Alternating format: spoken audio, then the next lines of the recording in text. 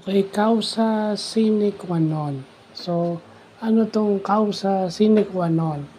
So, dalawang word ito, yung causa daw sa Latin or sa law, causa means cause, okay?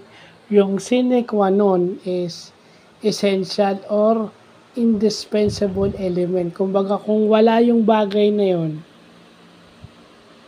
hindi mangyayari yung bagay na yun. Kung wala yun, wala. So, yun ang pala ibig sabihin ng causa sine qua non. So, yan sa batas.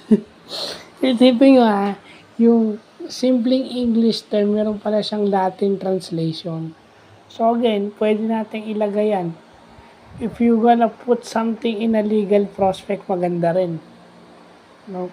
Kasi yung ginagamit sa ating mga barangay, sa local government, yung mga bagay na ganyan.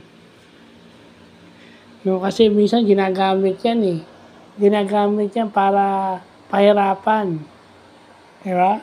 Imbis sa padaliin, pahirapan. So, importanteng alam natin yan. Yung causa sine qua non, indispensable cause. Yan, pag pinagsama mo, pag in-English mo yan, indispensable cause pala yan.